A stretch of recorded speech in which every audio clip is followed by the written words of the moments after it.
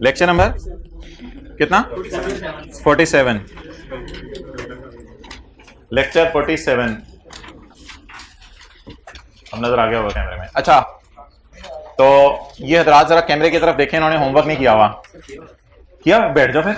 ये हजरात जरा कैमरे की तरफ देखें जिन्होंने होमवर्क नहीं किया, हाथ हिला दें कैमरे की तरफ। ये रिकॉर्डिंग लाइव जा रही है, यूट्यूब पे अपलोड हो जानी है। चलें जी, पास ये वो हजरात हैं जिन्होंने पास पेपर क्वेश्चन 6 नहीं किया। चलें जी शुरू करें। अच्छा आज, हाँ आज बड़ा इंपॉर्टेंट हमारा कॉन्सेप्ट है भाई। वो जो आपको इशू आ रहा था वो मैंने एडजस्टमेंट अभी करने से मना किया हुआ है।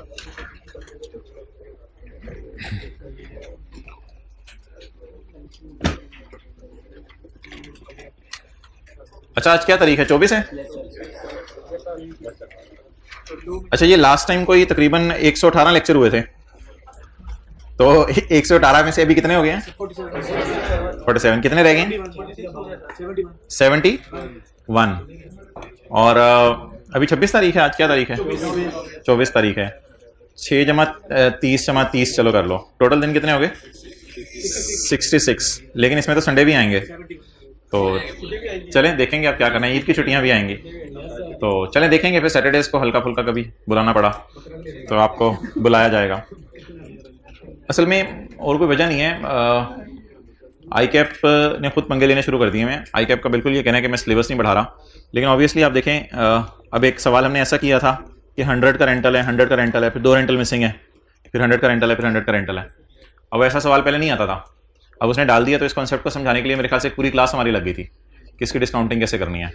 तो जब आप कॉन्सेप्ट्स को, जैसे अभी सवालों में दिया होता है opening WDV exceed the tax WDV by rupees इतने, तो पहले ऐसी चीज़ें नहीं आती थी। पहले ओपनिंग WDV अकाउंटिंग वालों की और टैक्स वालों की दी होती थी। तो अब इस तरह की चीज़ें जब वो थोड़ी थोड़ी डालता रहता है तो ऑब्वियसली फिर उन चीज़ों को समझाने के लिए टाइम भी लगता है और मजबूरी है। निकालें जी पेज नंबर 542। तो इसलिए ध्यान में रखिएगा कि जो तैयारी है साथ साथ करें, आने वाले दिनों में कोई टाइम नहीं मिलना। किसी को कोई पेंडिंग लेक्चर है उसने अभी कवर करने हैं।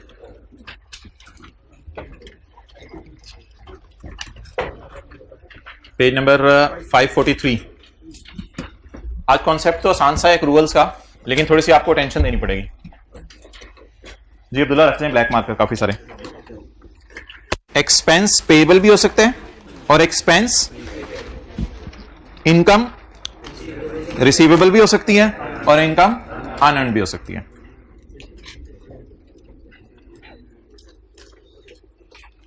आप अगर इधर से तशरीफ ले जाएं तो हमने इधर काफी कुछ करना है।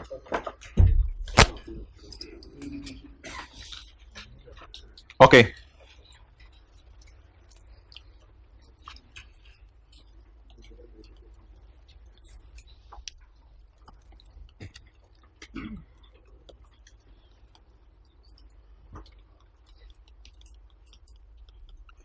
एक सवाल आपसे मैं पूछने लगा हूं कि एक्सपेंस अगर पेएबल है तो फिर और कोई भी डेटा सवाल में अवेलेबल नहीं है। आपने 1 दिसंबर को अपना बिजनेस शुरू किया, 31 दिसंबर को बिजनेस एंड हो गया, बिजली का बिल 50 रुपए दिसंबर वाला पेएबल है, तो ये बिजली का बिल खर्चे में जाएगा या कैश में जाएगा? इस अकाउंट में ना दो चीजें होती हैं, मैंने आपको बताया था, इधर कैश आता है और इधर P&L आता है। तो मेरा आपसे ये सवाल है, एक बिजनेसमैन ने आपको आके कहा मोहतरम मैंने 1 दिसंबर को बिजनेस शुरू किया, 31 दिसंबर की रात 12 बजे तक मैं बैठा रहा, वापडा वालों ने दिसंबर का बिजली का बिल नहीं भेजा। आप कहेंगे भाईजान क्लोजिंग पेएबल में डाल दें बस। आप बताएं इस अकाउंट को बैलेंस कैसे करूं? कैश पेमेंट रिकॉर्ड करूं या P&L वाली रिकॉर्ड करूं? सोचे सोचे सोचे सोचे। अब क्या मैं कह सकता हूं कि अगर कभी किसी बिजनेस का सिर्फ कोई क्लोजिंग पेएबल्स आ रहा है तो इसका मतलब है उसने खर्चा ही बुक किया है या पेमेंट की है? खर्चा बुक किया है। तो अगर एक फिक्रा बोलूं, पेएबल इस साल खर्चे में जाता है और अगले साल पे होता है। थोड़ी सी ना आज अटेंशन चाहिए, सादा सादा सी बातें हैं लेकिन दिमाग थोड़ा सा भी इधर उधर गया तो दिमागी मसला हो सकता। अच्छा तो बता दें पेएबल की खासियत क्या है। पेएबल इस साल खर्चे में जाता है और अगले साल पे होता है। अगर ये टी अकाउंट से आपको समझ नहीं आ रहा तो जनरल एंट्री से देखें, एक्सपेंस डेबिट पेएबल क्रेडिट, और अगले साल पेएबल डेबिट कैश क्रेडिट। तो पेएबल की खासियत बताएं क्या होती है क्लोजिंग पेएबल की? बोले बोले बोले। इस साल खर्चे में जाते हैं और अगले साल पे होते हैं। क्लियर? तो पेबल्स इस साल पे नहीं होते, कब पे होते हैं? अगले साल पे होते हैं। डन। अच्छा, इसी तरह एक बंदा कहता है मैंने बैंक में पैसा रखवाया 1 दिसंबर को और 31 दिसंबर पे मैं खड़ा हूं, अभी तक बैंक ने मुझे इंटरेस्ट नहीं दिया। पैसा रखवाया है बैंक में और 31 दिसंबर की रात पे खड़ा हूं, अभी तक बैंक ने मुझे इंटरेस्ट नहीं दिया। क्लोजिंग रिसीवेबल या क्लोजिंग अनअर्न्ड? क्लोजिंग रिसीवेबल या closing unearned? Closing receivable. Closing receivable आपको पता है यहां आते हैं। ये क्लोजिंग रिसीवेबल रिसीव कब होंगे? अगले साल। तो फिर इनकम में कब जाएंगे? इस साल। आपको याद है इसमें P&L की फिगर इधर आती है। तो लॉजिकली भी ये बात हमें समझ आनी चाहिए और अकाउंट भी ऑटोमेटिकली कैश वाली साइड पे बैलेंसिंग फिगर नहीं दे रहा। किस साइड पे बैलेंसिंग फिगर दे रहा है? P&L वाली। तो आई रिपीट, ताकि मैं प्रीपेड और अनअर्न्ड की तरफ मूव करूं, पहले रिपीट कर लेते हैं। क्लोजिंग पेएबल, एक बंदा कहता है मैंने 1 दिसंबर को बिजनेस शुरू की है, 31 दिसंबर की रात को बिजली का बिल पेएबल है 50 रुपए। ये पे कब होगा?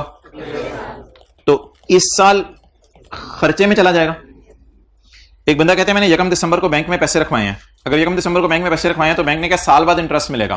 तो अभी 31 दिसंबर को महीने का इंटरेस्ट से नहीं मिला, तो जो महीने का इंटरेस्ट नहीं मिला वो क्लोजिंग रिसीवेबल होगा। आपको पता है क्लोजिंग रिसीवेबल्स इधर आते हैं 10 रुपए। तो ये रिसीवेबल रिसीव कब होगा? अगले साल। तो इनकम में कब जाएगा? यानी P&L में अकाउंटिंग वाले इस साल ले जाएंगे। रिसीवेबल तो होता ही वो है जो इनकम में डाल दिया जाए और अगले साल क्या हो? रिसीव हो। आगे बोलें।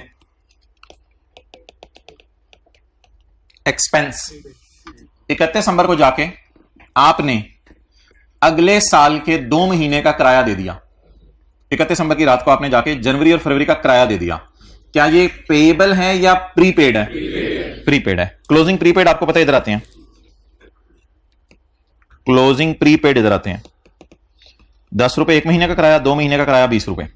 31 दिसंबर की रात को आपने अगले साल के 2 महीने का किराया दे दिया। तो मुझे बता दें ये क्लोजिंग प्रीपेड है। अच्छा, अब आप मुझे बताएं बैलेंसिंग कहां आ रहा है, किस साइड पे आ रहा है? इस साइड पे आ रहा है बैलेंसिंग। आपको पता है एक्सपेंसेस में ये वाली साइड कैश के लिए है। तो इधर क्या लिखूं? कैश कितना? 20।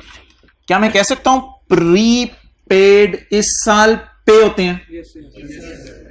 होते ही हैं। प्रीपेड इस साल और अगले साल जब 2 महीने में बिल्डिंग इस्तेमाल कर लूंगा तो प्रीपेड खत्म करके खर्चा बुक कर लूंगा।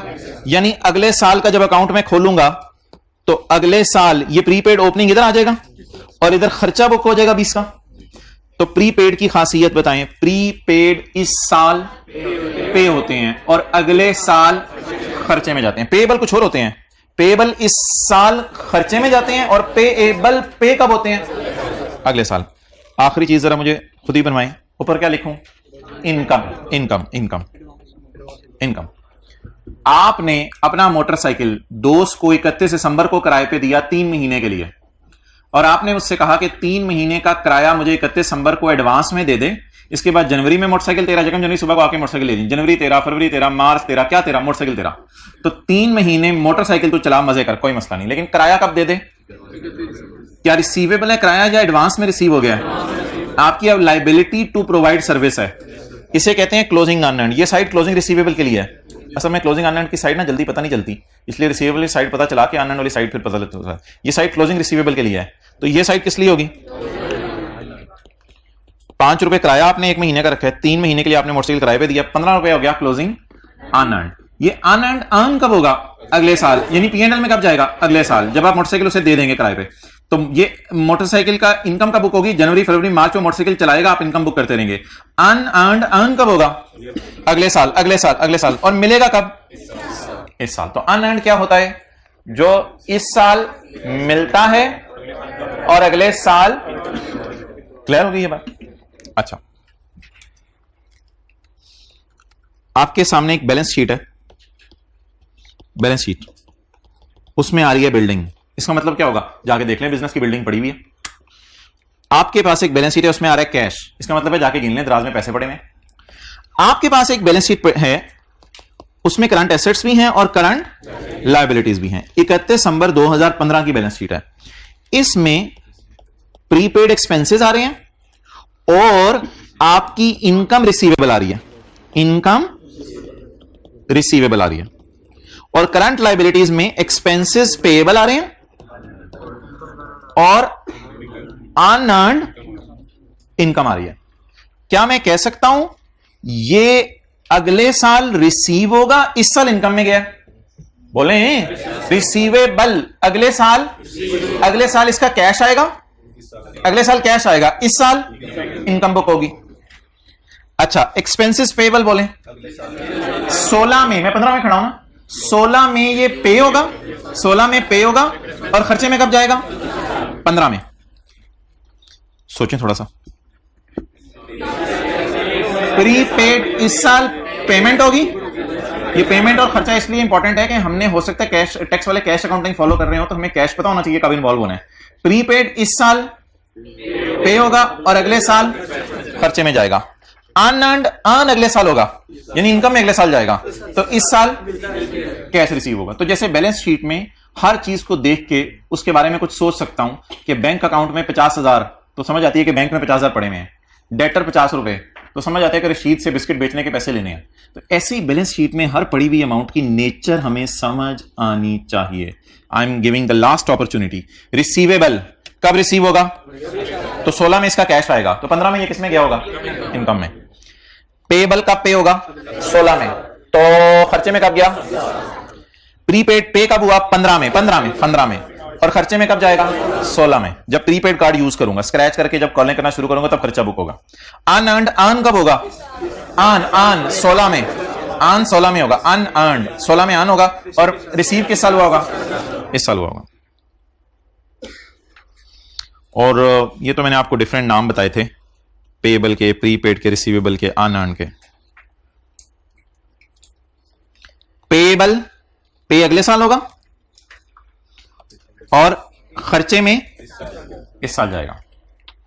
रिसीवेबल रिसीव अगले साल होगा, इस साल इनकम में जाएगा, पीएनएल में इस साल जाएगा, अकाउंटिंग वाले पीएनएल में इस साल लेके जाएंगे। और प्रीपेड पे इस साल होगा और पीएनएल में अगले साल जाएगा। अनअर्न्ड पीएनएल में अगले साल जाएगा अर्न होके, और रिसीव कब होगा? इस साल रिसीव होगा। डन। चलें शुरू करें जी। Page number 544, 546, question number 10।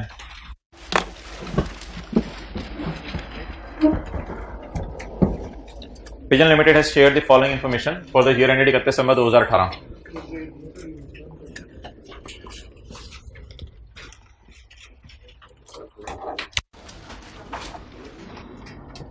जी, वर्किंग नंबर 1, करंट टैक्स। अच्छा, रिक्वायरमेंट है, रिक्वायरमेंट क्या है? रिक्वायरमेंट है profit before tax.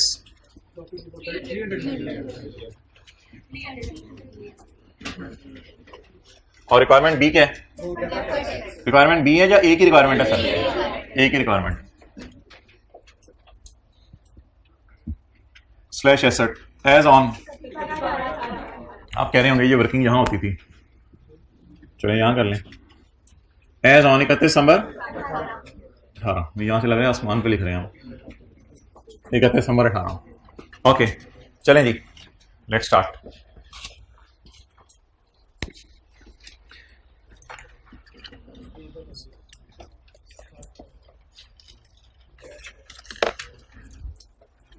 Current liabilities include खर्चे पेएबल।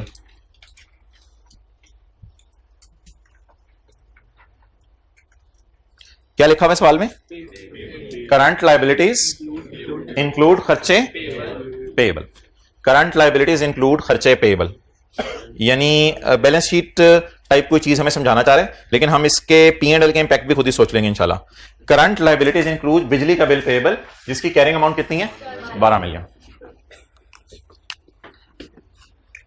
ओके, वर्किंग 1, एक्सपेंस का अकाउंट। हो सकता है वक्त गुजरने के साथ इतनी आसान फिगर्स हैं कि आपको अकाउंट्स बनाने ना पड़े, लेकिन आज हम हर एक का अकाउंट बनाएंगे और बड़ी आज इंपॉर्टेंट क्लास है क्योंकि थोड़ी सी जरा अकल इस्तेमाल होनी है साथ साथ। आप बता दें जी, क्या लाइबिलिटी है क्लोजिंग या प्रीपेड है क्लोजिंग? किधर डालूं? Closing liability, closing liability. इधर आपको पता है क्लोजिंग पेएबल्स आते हैं, इधर क्लोजिंग प्रीपेड आते हैं, तो closing payable. Okay okay okay okay, closing payable कितना है जी? Closing payable 12। अच्छा, अब जरा मुझे बता दें अच्छा वैसे एक बात मजे की सुने, ये साइड कैश के लिए होती है, ये साइड P&L के लिए होती है। अगर आपको भूला हो तो इंट्रो की क्लास में salary expense debit cash credit, तो ये साइड कैश के लिए होती थी और फिर सारी फिगर्स को हम इन द एंड P&L में फेंक देते हैं। तो वैसे अकल लगाए बगैर भी जवाब इधर ही बैलेंसिंग आना है, अकल लगाए बगैर भी जवाब इधर ही बैलेंसिंग आना है। बट अगर अकल लगाएं, पेबल पे कब होगा? अगले साल। तो खर्चे में, तो खर्चे में डाल दें, बस खत्म। कितना? 12।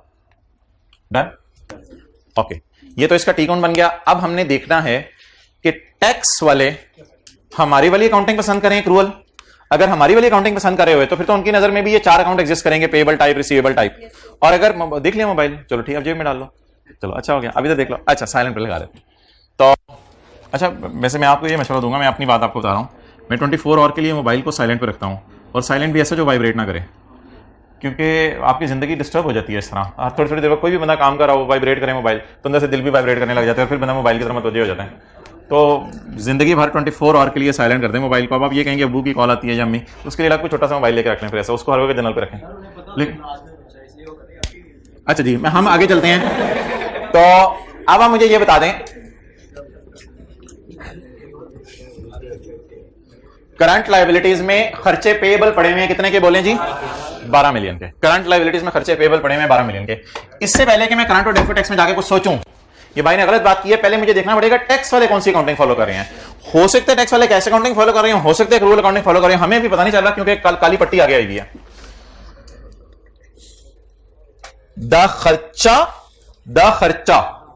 खर्चा कितने? 12 का। द खर्चा विल बी डिडक्टेड, टैक्स वाले कहते हैं माइनस कर लो। ओए होए होए होए, जब आप क्या करो, पे करो तब माइनस करो। इसका मतलब है हमने तो पे नहीं किया, अभी हमने तो पे नहीं किया फिर भी खर्चे में डाल दिया था। अब पे करो तब माइनस करो का क्या मतलब है? ये कौन सी दुनिया में लेके जाना चाह रहे हैं? कैश अकाउंटिंग की दुनिया में लेके जाना चाह रहे हैं। ये कौन सी दुनिया में लेके जाना चाह रहे हैं? बोले कैश अकाउंटिंग की दुनिया में लेके जाना चाह रहे हैं। भाई वो दानिश 2 किताबें मंगवाए, सबज और वो। तो टैक्स वाले कौन सी दुनिया में लेके जाना चाह रहे हैं? बोले कैश अकाउंटिंग की दुनिया में लेके जाना चाह रहे हैं। अब आप मुझे बता दें, करंट टैक्स की वर्किंग में हमने कितना खर्चा बुक किया है? 12। हमारे खर्चे को जैसे ग्रेच्युटी का अकाउंट में बनाता था, जैसे ग्रेच्युटी का अकाउंट बनाता था, उसमें क्या करता था? खर्चा उल्टा देता था और पेमेंट। सवाल इतना अधूरा है, इतना अधूरा है कि पेमेंट उसने दी ही नहीं टेस्ट की तरह। सवाल इतना अधूरा है, इतना अधूरा है कि उसने टेस्ट की तरह पेमेंट दी ही नहीं। तो बस खर्चा ही खर्चा, पेमेंट नहीं है। होती तो सवाल बताता, ऐसे बदबदी तो नहीं अज्यूम करनी और ये कहना अकाउंट नहीं पूरा हो रहा। तो पेमेंट उसने दी ही नहीं, तो जब पेमेंट उसने दी ही नहीं तो बस खर्चा ही खर्चा है। ग्रेच्युटी में क्या करते थे? याद आ रहा होगा, ओपनिंग पेबल आता था इधर, क्लोजिंग पेबल इधर, खर्चा इधर और कैश। किसी को याद है? खर्चा उल्टाते थे और पेमेंट लेस करते थे। तो इधर भी खर्चा उल्टा दें, लेकिन पेमेंट लेस क्यों नहीं कर सकता? क्योंकि पेमेंट गिवन नहीं है। तो ऐड कर दें एक्सपेंस। काश कोई पेमेंट भी गिवन होती, लेकिन फिर एक्सपेंस ऐड कर दें। कितना? 12।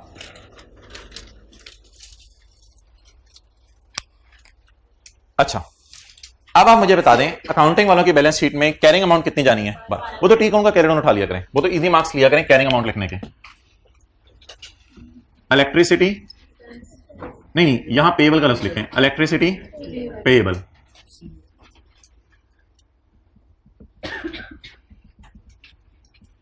इलेक्ट्रिसिटी पेएबल अकाउंटिंग वालों की बैलेंस शीट में कितने पे है? 12 पे। अच्छा जी, टैक्स वालों की बैलेंस शीट में क्या? जल्दी जल्दी लाया करो, मतलब ये है। अच्छा जी, तो टैक्स वाले कौन सी अकाउंटिंग फॉलो कर रहे हैं? द खर्चा will be allowed for tax purposes on cash basis. खड़े हो जाए, इधर ही खड़े रहे। तो कहां पे ले गए हमें? चांद पे ले गए। चेहरा उधर करें, कहां पे ले गए हमें? चांद पे ले गए। और कौन सी अकाउंटिंग फॉलो कर रहे हैं? Cash accounting follow. आज सीरियस हो, चलो बैठो। तो इसलिए कैश अकाउंटिंग के अंदर जो है वो टैक्स वालों की बैलेंस शीट में कोई पेएबल नामी चीज एग्जिस्ट करती है?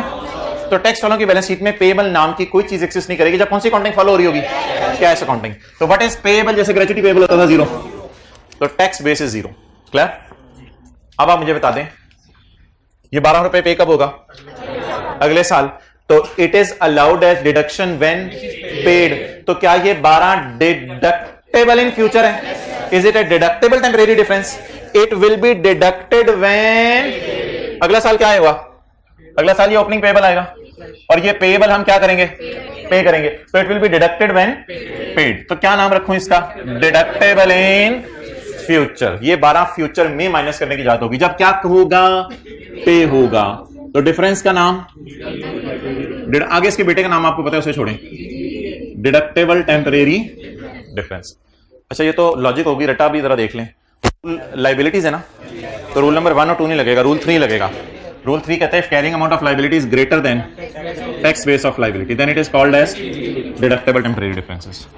रूल जरा चारों लिख लेते हैं ताकि रट्टा साथ साथ रिवाइज करते रहें अगर कभी पेपर में। If carrying amount of asset is greater than tax base of asset TTD, if carrying amount of asset is less than tax base of asset, if carrying amount of liability is greater than,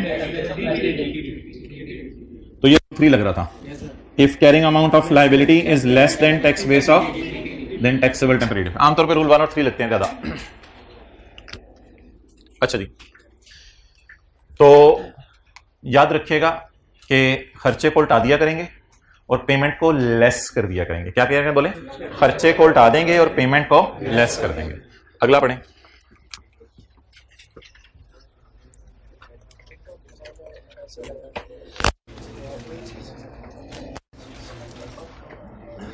interest receivable has a carrying amount of 15।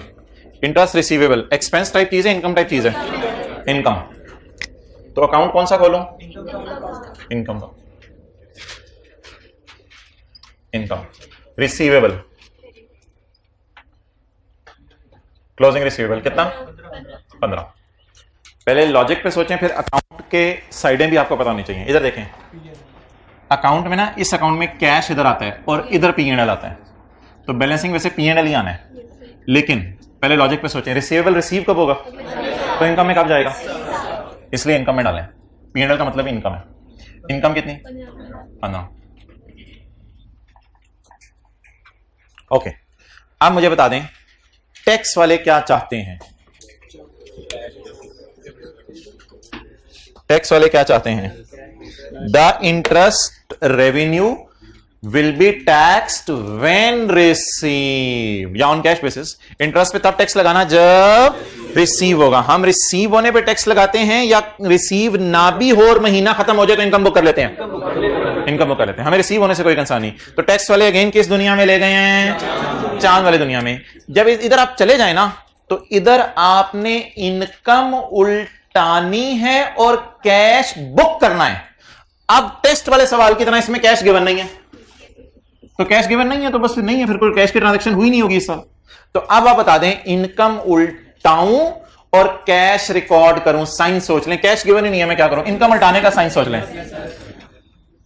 वैसे तो interest का account अभी 2 दिन पहले class में बनाया था, income उल्टाई थी और कैश रिकॉर्ड किया था, 2 दिन पहले क्लास ली थी। जो इनकम उल्टाएं, लेस इंटरेस्ट इनकम। मेरा दिल चाह रहा था कि रख के, सॉरी, मेरा दिल चाह रहा था कि इंटरेस्ट रिसीव में रिकॉर्ड करता, लेकिन रिसीव सवाल में है ही नहीं, टेस्ट वाले सवाल की तरह। तो इनकम उल्टा दी और इंटरेस्ट रिसीव, कितने लोग कहते हैं मैं उठ के टेस्ट दे जरा। अच्छा, तो इनकम उल्टा दी और रिसीव रिकॉर्ड करना है, लेकिन रिसीव सवाल में है ही नहीं। अच्छा, डेफर्ड टैक्स की वर्किंग आसान है क्योंकि उसमें सोचना भी नहीं पड़ता। जब भी टैक्स वाले कहते हैं हम कैश अकाउंटिंग फॉलो कर रहे हैं, तो उस दुनिया में रिसीवेबल एग्जिस्ट, लेकिन अकाउंटिंग वाले कहते हैं रिसीवेबल एग्जिस्ट करते हैं। इंटरेस्ट रिसीवेबल कितना आ रहा है, 15। टैक्स वालों की दुनिया में रिसीवेबल एग्जिस्ट नहीं करते अगर वो कैश अकाउंटिंग फॉलो कर रहे हो। रूल नंबर 1 सोच लें पहले, the interest will be received in future, and जब फ्यूचर में रिसीव होगा तो इस पे टैक्स देना पड़ेगा, तो टैक्सेबल फील करें आज।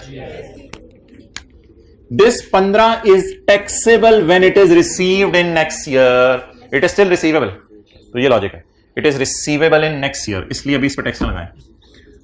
चलें जी, ओवर। अगली adjustment,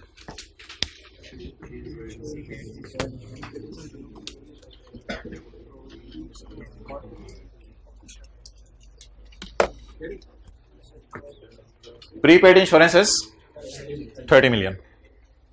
Prepaid insurance is 30 million. Year and कौन सा है? 31 दिसंबर 18 पे। प्रीपेड इंश्योरेंस आ रही है 30 मिलियन की।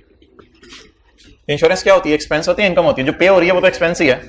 हम कोई इंश्योरेंस कंपनी तो नहीं है कि इनकम बुक करें। ये पे हो रही है तो एक्सपेंस है। एक्सपेंस का कौन माना है? इनकम का। ये इंटरेस्ट इनकम का था, ये लिखते रहे साथ साथ। ये इलेक्ट्रिसिटी एक्सपेंस का था। ये कौन सी एक्सपेंस है? नहीं नहीं, प्रीपेड ऊपर ना लिखा करें, बस एक्सपेंस का नाम लिखा करें। इंश्योरेंस एक्सपेंस पेएबल या प्रीपेड?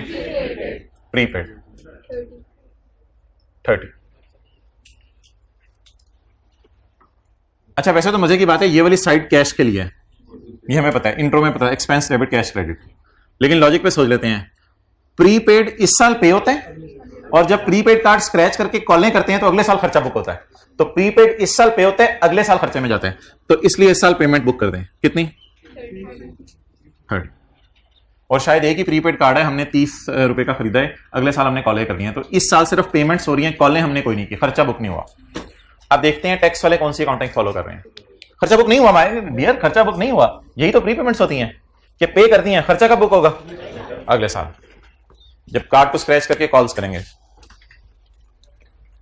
दीज आर डिडक्टेबल, तब माइनस करो जब, यानी तब खर्चे में डालो जब पे करो। लेकिन भाईजान हमने पे करके खर्चे में नहीं डाला। अगर हमने पे करके खर्चे में डालना होता ना तो हम ऐसे लिखते, हमने पे करके खर्चे में नहीं डाला, हमने पे करके एसेट बना दिया इसको। वो कह रहे हैं नहीं नहीं नहीं, खर्चे में डालो, खर्चे में डालो। वो कह रहे हैं पे कर दिया, हमने कहा कर दिया, कहते खर्चे में डालो। हमने कहा हमने तो नहीं खर्चे में डाला हुआ, हमने तो नहीं खर्चे में डाला हुआ। ऐसे से हाथ फेरे, हमने तो नहीं खर्चे में डाला हुआ। ये घर में करने आपने ऐसे से खाली सफा होगा, हाथ फेरे होंगे, हमने तो नहीं खर्चे में डाला। वो कह रहे हैं डिडक्ट करो जब पे करो, तो पे तो हो गया। अब बोले हमने खर्चे में डाला नहीं, वो कह रहे हैं खर्चे में डालो। क्या करें? क्या करें? करंट टैक्स में क्या करें? लेस कर दें, जैसे ग्रेचुटी के सवालों में करते थे, खर्चा उल्टाते थे, पेमेंट माइनस करते थे। तो पेमेंट माइनस करें, पेमेंट माइनस करें, घबराना नहीं है आपने। बोले बोले बोले बोले इंश्योरेंस पेड, एक्सपेंस ना लफ्ज बोले खुदा के लिए। इंश्योरेंस पेड कितनी?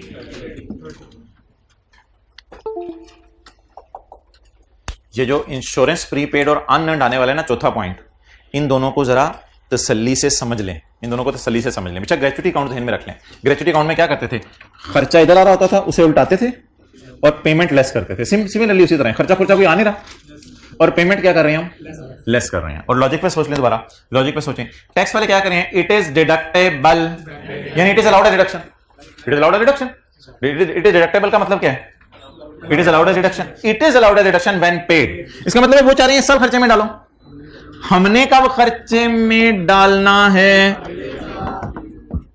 अगले साल, जब प्रीपेड कार्ड स्क्रैच होकर कॉलें करेंगे, हमने तो अगले साल खर्चे में डालना है। अब हमने खर्चे में डाला नहीं, उल्टाने की कुछ जरूरत नहीं। तो एक्सपेंस अगर होता उल्टाते, पेमेंट आपको पता लेस होती है, तो इंश्योरेंस पेड लेस हो गया। अब उधर चले जाएं, वो तो बड़ी आसान सी चीज है। बोलें जी प्रीपेड इंश्योरेंस अकाउंटिंग वालों की किताबों में एसेट के नाम से आ रहा है। कितना? 30। और टैक्स बेस इसकी 0, क्योंकि कौन सी अकाउंटिंग हो रही है? Cash accounting. कैश अकाउंटिंग में टैक्स बेस 0 आती है चीजों की। Rules, rule rule rule rule asset है ना प्रीपेड इंश्योरेंस, तो रूल नंबर 1। तो डिफरेंस का नाम 45 सेकंड में आपको दे रहा हूं सोचने के लिए कि ये टीटीडी क्यों है।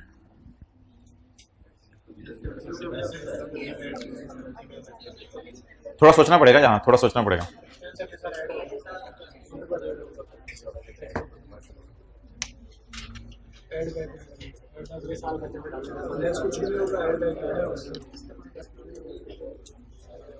ओके, इधर देखें जी, फ्यूचर को देख के सोचते हैं या इस साल को देख के सोचते हैं? फ्यूचर। एक बात ध्यान में रखिएगा, टैक्स वालों ने माइनस करने दिया इस साल, अगले साल क्या होगा? अगले साल क्या होगा? अगले साल ओपनिंग प्रीपेड नजर आ रहा होगा 30 का। हम कार्ड को स्क्रैच करके कॉलें करते रहेंगे, 10 रुपए की कॉलें की, फिर 10 रुपए की कॉलें की, फिर 10 रुपए की कॉलें की। तो हम कॉलें करते रहेंगे करते रहेंगे करते रहेंगे और खर्चा बुक करते रहेंगे। जब खर्चा बुक होगा तो हम P&L में माइनस करेंगे। अगले साल टैक्स वाले कहेंगे लाला क्यों माइनस किया तूने 30? वो तो पिछले साल करवा दिया था तुझे, चल ऐड कर। और जो अगले साल में करंट टैक्स में खर्चे उल्टा रहे होंगे, ग्रेचुटी आपको याद है जहां वाली उल्टाते थे, जब अगले साल खर्चे उल्टा रहे होंगे तो उल्टाने की वजह से करंट टैक्स में एक ऐड वाली फिगर आएगी, और वो जो ऐड वाली फिगर आएगी उस पर हमें टैक्स देना पड़ेगा, तो that is taxable in future. गहरी बात नहीं थी, बिल्कुल सतही सी सादा सी बात थी।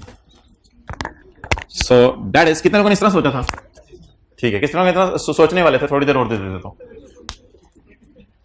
चलो अनएंड पे सोच लो, अनएंड पे सोच लो, अगला कर लेते हैं। अब अगला चौथा जरा खुद कर दें, सारा चौथा खुद कर दें।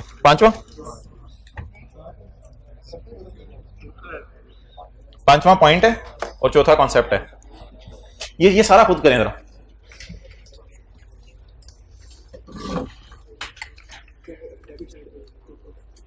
भाई ये समंदर पकड़ाइएगा पानी का।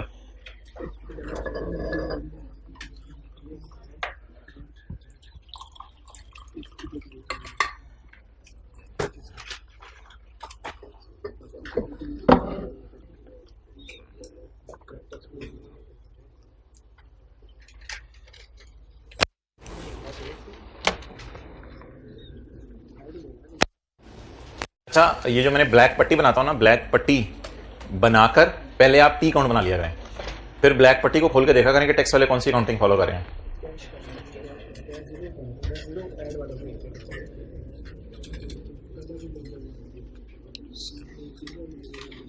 जिन लोगों ने डेफो टैक्स की लॉजिक सोच लिया वो हाथ खड़ा कर दें। अफसोस की बात है उस क्लास में सिर्फ पहली रो में 2 स्टूडेंट्स ने हाथ खड़ा किया।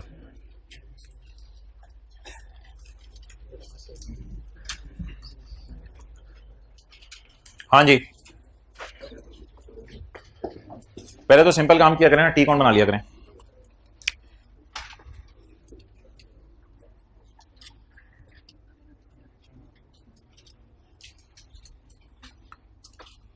वर्किंग फॉर इनकम का अकाउंट, एक्सपेंस का कौन सी इनकम? Rental income. इधर आएगा क्लोजिंग रिसीवेबल और इधर आएगा क्लोजिंग अनअर्न्ड। नहीं, प्रीपेड का लफ्ज इनकम्स के लिए यूज नहीं होता। Current liabilities include, current liabilities में पड़ा है rent revenue received in advance.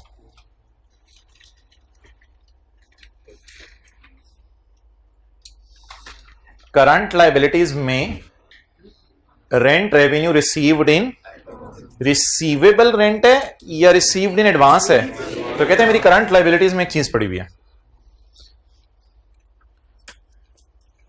Current liabilities में 25 मिलियन का रेंट रिसीव्ड इन एडवांस पड़ा हुआ है, तो रिसीवेबल वाली साइड पे डालूं।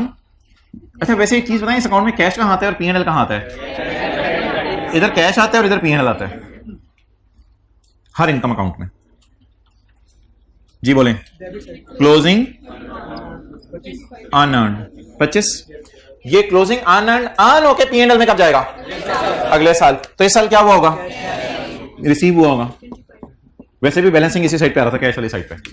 अच्छा जी, अब तो ये बात होगी टी अकाउंट की। इसके बाद देख रहे हैं कि टैक्स वाले हमारी जैसी अकाउंटिंग फॉलो कर रहे हैं, वो लोग कैश अकाउंटिंग फॉलो कर रहे हैं। इसका रेवेन्यू, रेंट का रेवेन्यू तब टैक्स लगेगा जब क्या होगा? रिसीव होगा। कहते हैं जब रिसीव हो तब आप इनकम में डाल देना। हमने इनकम में नहीं डाला, हमने खर्चे में नहीं डाला, मुस्कुरा के थोड़ा सा, हमने खर्चे में नहीं डाला, हमने इनकम में नहीं डाला। पहले तो बात यह है हमने इनकम में नहीं डाला। It is taxed when received. तो रिसीव हो गया, रिसीव तो हो गया। वो कह रहे इनकम में डालो, हमने तो नहीं डाला, नहीं डालो इनकम में। वो कह रहे हैं टैक्स रिसीव हो गया इनकम में, हमने तो नहीं इनकम में डाला, डाल दो इनकम, डाल इनकम। चलिए रेंटल इनकम नहीं, रेंट रिसीव्ड। इनकम के लिए मैं पीएनएल वाला लफ्ज यूज करता हूं, बड़ा सोच सोच के। जहां मैंने एक्सपेंस लिखा है, जहां इनकम लिखा है, जहां पेड लिखा है, जहां रिसीव लिखने लगा हूं। इधर उधर की बात नहीं क्या करें। Rent received, the rent is taxable when received. तो रिसीव हो गया तो टैक्स लगाएं। अब मैंने तो इनकम में डाला नहीं, अब अगर इनकम के अंदर मैंने डाला होता, कोई भी फिगर होती, 1-2 रुपए होती, उसको मैं उल्टाता और उल्टा के क्या रिकॉर्ड करता?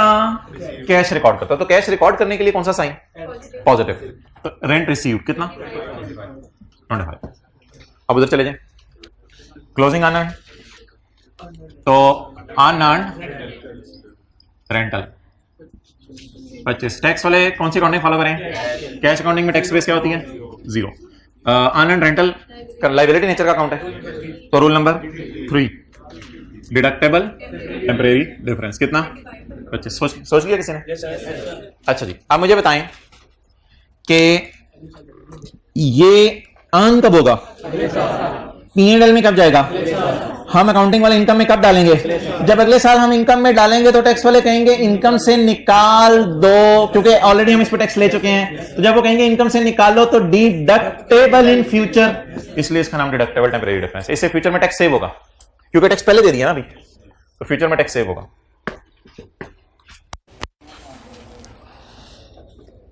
अच्छा यार, ये जो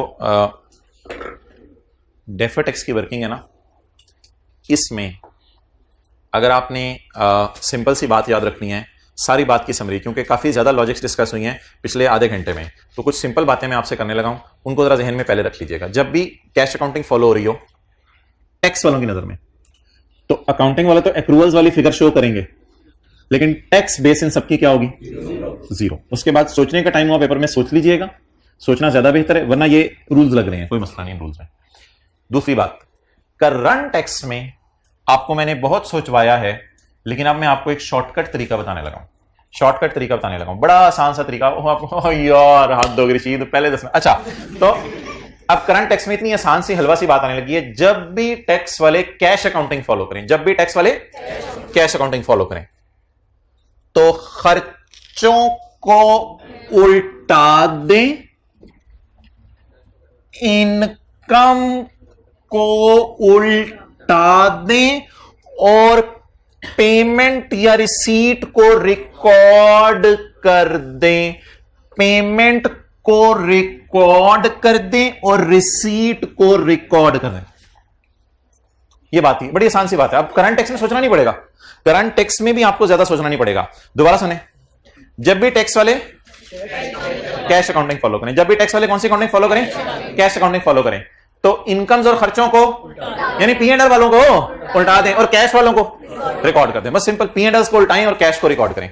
अब P&L को उल्टाएं, ये P&L कौन सा वाला है? खर्चे वाला। खर्चे कैसे उलटते हैं? इनकम्स कैसे उलटती हैं? पेमेंट्स कैसे रिकॉर्ड होती हैं? पेमेंट्स कैसे रिकॉर्ड होती हैं? रिसीट्स कैसे रिकॉर्ड होती हैं? डन। अच्छा, ये बात जो है वो सारी लिखी हुई है पेज 544 पे, सारी बात पेज 544 पे लिखी हुई है। Types of adjustments, types of if tax authorities are using cash basis, if tax authorities are using cash basis. अगर टैक्स वाले कौन सी बेसिस फॉलो करें, तो आप सबर मैंने क्यों लिखा है वो मैं बाद में बताऊंगा। तो एडजस्टमेंट 2 से 5 तक हमने कर ली अगले क्वेश्चन की, उसमें सब में टैक्स वाले कौन सी अकाउंटिंग फॉलो करते हैं? How to tackle, how to tackle. आप उसको लिटा नहीं लेना, how to tackle, prepare T account of expense और इनकम, पहले टी काउंट बनाए। इन करंट टैक्स वर्किंग उल्टाएं इनकम्स को या एक्सपेंसेस को, बल्कि आपकी आसानी के लिए जो P&L की फिगर है, इनकम्स या एक्सपेंसेस को उल्टाएं। इनकम्स कैसे उलटती हैं? लेस करके, और खर्चे उलटते कैसे? एंड रिकॉर्ड करें पेमेंट्स को माइनस करके और रिसीट को ऐड करके। इनकम कैसे उलटती है? लेस करके। एक्सपेंसेस कैसे उलटते हैं? ऐड करके। पेमेंट्स कैसे माइनस होती हैं और रिसीट कैसे रिकॉर्ड होती हैं? तो P&Ls को उल्टा दें और कैश को रिकॉर्ड कर दें। डन हो गया। इन डेफर्ड टैक्स वर्किंग, और डेफर्ड टैक्स वर्किंग में क्या करें? Carrying amount will appear. In deferred tax working carrying amount will appear and tax base will B 0। Tax base 0। ये कौन सी एडजस्टमेंट थी? एडजस्टमेंट 2 से लेके 5 तक, जहां टैक्स वाले कौन सी अकाउंटिंग फॉलो कर रहे थे? Cash accounting.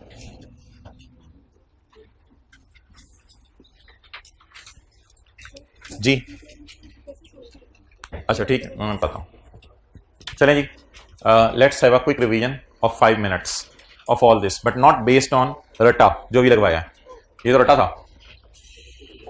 सो लेट अस डिस्कस लॉजिक। तो ऑडियो रिकॉर्डिंग आप ऑन कर लें, ऑनलाइन वाले भी, क्योंकि बार बार कई दफा ये लोग एडजस्टमेंट पूछते हैं, जरा एक दफा ये बता दें कैसे था, जरा एक दफा वो बता दें कैसे था। ये पास का तजुर्बा है, इस वजह से कह रहा हूँ ऑडियो रिकॉर्डिंग ऑन कर लें ताकि मुझे बार बार बताना ना पड़े। ओके, बाकी ऐप्स पे जल्दी पहुंच जाते हो, रिकॉर्डिंग कभी की नहीं तो बताएंगे। वो व्हाट्सएप पे किसी को वॉइस नोट भेज दे यार, हाथ धोगी छेती कर। अच्छा शॉर्टकट ढूंढा करें। अच्छा चलें जी, बिस्मिल्लाहिर्रहमानिर्रहीम। पेबल, पे कब होगा? अब वो बोंगी नहीं मारनी, अब पे रिकॉर्ड हो रहा है। पेबल पे कब होगा? तो खर्चे में कब जाएगा? इस साल। बट डन हो गया। खर्चे को उल्टाते कैसे हैं? ऐड करके। खर्चे को उल्टाते कैसे हैं? ऐड करके। खर्चे को उल्टा दें, बात खत्म होगी। अगला इंटरेस्ट इनकम क्या है? रिसीव कब होगी? तो इनकम में कब जाएगी? इस साल। तो जब रिसीव होगी तो टैक्स तो अगले साल लगेगा ना जब रिसीव होगी, लेकिन हमने फिलहाल इनकम में डाल दी हुई है, तो इनकम को उल्टा दें। प्रीपेड पे कब हुआ है? इस साल। खर्चे में कब जाएगा? अगले साल। अगर पे हो गया इस साल तो टैक्स वाले कह रहे हैं जैसे ही पे करो खर्चे में डाल लो। हमने तो कुछ नहीं खर्चे में डाला, तो पेमेंट को क्या करते हैं? रिकॉर्ड करते हैं। अनअर्न्ड अर्न होके पीएनएल में कब जाएगा? अगले साल। तो रिसीव कब हुआ है? टैक्स वाले कह रहे हैं जब रिसीव हो तब इनकम में डालो। हमने कहा हमने तो इनकम में नहीं डाला, तो डालो इनकम में। ऐड रिसीव को रिकॉर्ड कर दिया। अब इधर आ जाए। Electricity payable is deductible when it is paid in 2019। When it is paid in 2019, तो अगले साल जब पे होगी तो डिडक्ट हो जाएगी, तो deductible in future. Receivable will be taxed when received in 19, so it is taxable in future. Taxable temporary difference. Prepaid insurance इस साल क्या कर दिए? पे, और अगले साल इनकम में जानी है। यार हाथ हो गए यार। प्रीपेड पे कब कर दिए? इस साल। और खर्चे में कब जानी है? जब खर्चे में जाएगी तो टैक्स वाले कहेंगे खर्चा उल्टाओ, क्योंकि पेमेंट लेस कर चुके हो पहले। तो जब खर्चा उल्टाएंगे तो प्रॉफिट बढ़ जाएंगे, तो टैक्स ज्यादा देना पड़ेगा, तो it is taxable in future. और आखिरी बात, अनअर्न्ड अर्न होके पीएनएल में कब जाएगा? अगले साल। लग रहा है पहले से दिमाग इस्तेमाल करना पड़ा है। अच्छा जंग लगा होता है थोड़ा। अनअर्न्ड अर्न कब होगा? अगले साल। अनअर्न्ड अर्न कब होगा? अगले साल। अब अनअर्न्ड अगले साल अर्न होगा, तो रिसीव कब हो गया? इस साल। टैक्स वाले कह रहे हैं रिसीव हो गए तो टैक्स लगा दो। हम अगले साल तो पीएनएल में डालेंगे ना, फिर हमें उल्टाना क्यों पड़ेगा? क्योंकि इस पे पिछले साल टैक्स दे चुके हैं, तो उल्टाने के लिए लेस करेंगे, तो लेस करेंगे तो डिडक्टेबल इन फ्यूचर। तो इनको जरा सोच लीजिएगा घर जाके, लेकिन अकेले में बैठ के, या कॉलेज में फिर जनरेटर के पास वाली ऑप्शन भी है। ओके जी, रिकॉर्डिंग्स ऑफ कर दें, हम इंशाल्लाह मिलते हैं। चलें जी, दोबारा मिलें।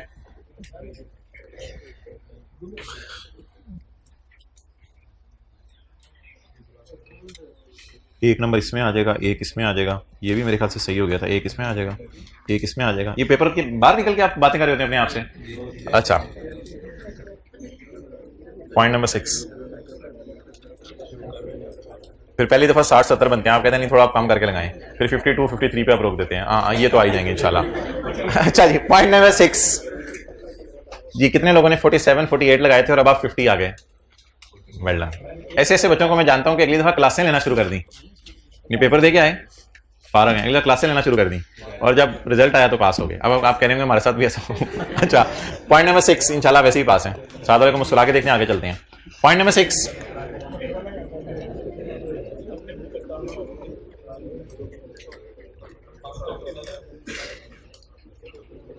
काली पट्टी या सॉरी वो तो डीओजी पे बनाई जाती है। Sorry, current liabilities include salary payable. Current liabilities include salary payable amounting to rupees 13 million. ये तो वही एक्रूअल्स दोबारा शुरू हो गई, चलो खैर है। करंट लायबिलिटीज में क्या पड़ा हुआ है? सैलरी। सैलरी एक्सपेंस है, इनकम है? एक्सपेंस है। Working number 5, salary expense. अच्छा जी, इधर देखें, क्लोजिंग पेबल और क्लोजिंग प्रीपेड। क्लोजिंग पेबल है, प्रीपेड है? क्लोजिंग पेबल है, प्रीपेड। हाँ, एक्रूड का मतलब होता है, लिखें एक्सपेंस के लिए एक्रूड का मतलब होता है पेबल। एक दिन बताया था, आपने घर जाके रिवाइज नहीं किया, तो आज उसका खमियाजा भुगत रहे हैं। एक्रूड का मतलब लिखें पेबल। जी opening payable, closing payable, closing payable कितना हो गया 13। अच्छा पेबल पे कब होगा माय डियर? पेबल पे कब होगा? अगले साल। तो खर्चे में किस साल जाएगा? वैसे टी काउंट भी बता रहा था, पी एंड एल इधर ही आता है। टी काउंट हंस रहा था इतनी लॉजिक क्यों सोच रहे? पी एंड एल इधर आना है। हमने कहा चुप, सोचने दे। अकाउंटिंग वालों ने किस में डाल लिया? खर्चे में डाल लिया। अभी पे तो नहीं हुआ, अभी पे तो नहीं हुआ, लेकिन शायद एम्प्लॉई दिसंबर के महीने में काम करके दिखा के, सॉरी काम करके चला गया हो, तो शायद एम्प्लॉय काम करके चला गया हो और एम्प्लॉय को हमने 13,000 पे देने हो, तो वो 13,000 का पेबल हमने बुक कर लिया। मिसाल के तौर पे 13,000 का पेबल हमने बुक कर लिया एम्प्लॉय की तरफ, लेकिन एम्प्लॉय को पेमेंट कब करनी है हमने? अगले साल।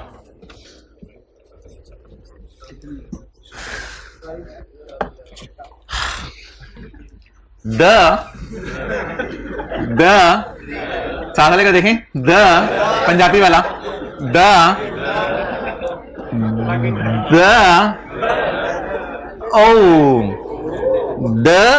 खर्चा has been deducted for, tax वाले कहते हैं खर्चा हैज बीन डिडक्टेड, हमने माइनस करने दिया है। थोड़ी सी इंग्लिश अजीब सी है, हैज बीन डिडक्टेड वैसे, लेकिन इसी तरह लिखी जाती है अक्सर किताबों में। द खर्चा has already been deducted for, tax वाले कहते हैं हमारी नजर में भी खर्चा डिडक्टेड में डाल दो, कोई मसला नहीं, काम ठीक के रखो। तो मोहतरम हमने कहा ओ भालू अभी पे नहीं हुआ, कहता है छोड़ो यार हम तो दुनिया में आना चाहते हैं, और देखो आज ये पीपीपी और पीएमएलएन एक हो गए। कहते कोई मसला ही नहीं, हम तो एक ही थे, हमारे बड़े पता नहीं क्यों लड़ते थे आपस में। तो कहते हैं हम और तुम एक ही हैं। द खर्चा हैज ऑलरेडी बीन डिडक्टेड। थोड़ी सी इंग्लिश अजीब सी है वैसे, लेकिन ऑब्वियसली सेंस ये दे रही है कि पेमेंट का वेट ना करो, पेमेंट का वेट ना करो, बल्कि कब खर्चा बुक कर लो? जिस साल हुआ। द खर्चा। अच्छा पहले मुझे बता दें, पहली वाली लाइन पढ़ के यहां तक, पेबल अकाउंटिंग वाले इस साल किस में ले गए होंगे? खर्चे में। ये तो हमें पता है ना, ये तो टी अकाउंट बना के पता चलता है। पेबल अकाउंटिंग वाले खर्चे में ले गए होंगे। हमने टैक्स वाले से पूछा भाईजान आप क्या चाहते हैं? उन्होंने कहा द खर्चा has been deducted by us for tax purpose also. उसने कहा हमारी नजर में भी इसको डिडक्टेड कर लो, डिडक्टेड कर लो या डिडक्टेबल इन फ्यूचर। इसका मतलब है अगर मैं टैक्स वालों के मुताबिक एक टी अकाउंट बनाऊं तो वो अकाउंट वैसे मुझे बनाने की जरूरत नहीं है, लेकिन अगर टैक्स वालों के मुताबिक अकाउंट बनाऊं तो वो लोग फिर इसको खर्चे में डालेंगे, हालांकि पे नहीं हो रहा, तो इसका मतलब है वो भी इसको पेबल मानेंगे। देखे ना, पे तो हुआ नहीं तेरा कि वो खर्चे में डाल दें, वो कह रहे हैं खर्चे में डाल दो, हम चीख रहे हैं वो पेबल है, वो प्यार से कह रहे हैं नहीं नहीं चीखो मत, हम कोई मसला नहीं, पेबल है फिर भी किसमें डाल दो। इसका मतलब है ये टैक्स वालों के मुताबिक अगर मैं सैलरी एक्सपेंस अकाउंट बनाऊं तो वो किस किस्म का अकाउंट बनेगा। तो आप बता दें हम और टैक्स वाले एक ही बात कर रहे हैं या डिफरेंट बात कर रहे हैं? हमने क्लोजिंग पेबल को कहां डाला था?